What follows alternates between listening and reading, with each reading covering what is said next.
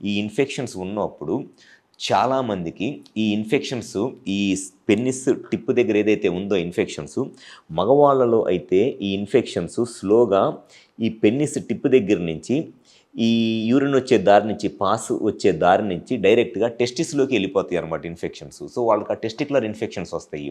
ఈ టెస్టిస్లో ఇన్ఫెక్షన్స్ రావటం వల్ల మగవాళ్ళలో పిల్లలు పుట్టడానికి స్పెర్మ్ కౌంట్ తగ్గిపోయి పిల్లలు పుట్టడానికి ఇబ్బంది అయిపోయింది. లేకపోతే ప్రోస్టేట్లో కానివ్వండి, లేకపోతే సెమినల్ వెసికిల్స్లో కానీ ఇన్ఫెక్షన్ ఉండి ఎక్కువ డెడ్ స్పర్మ్స్ ఉండి దానివల్ల కూడా పిల్లలు పుట్టడానికి ఇబ్బంది అయింది.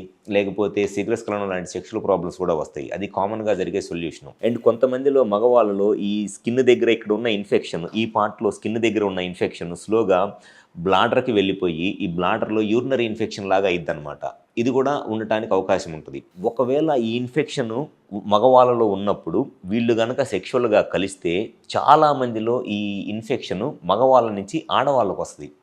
వెజైనల్ ఇన్ఫెక్షన్ వస్తుంది.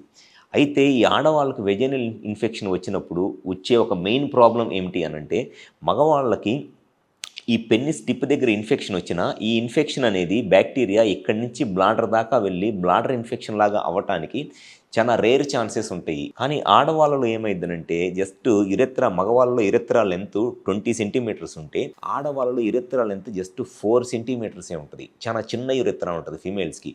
సో ఈజీగా వాళ్ళకి ఇన్ఫెక్షన్ వెజైనా నుంచి బ్లాడర్కి వెళ్ళిపోయింది.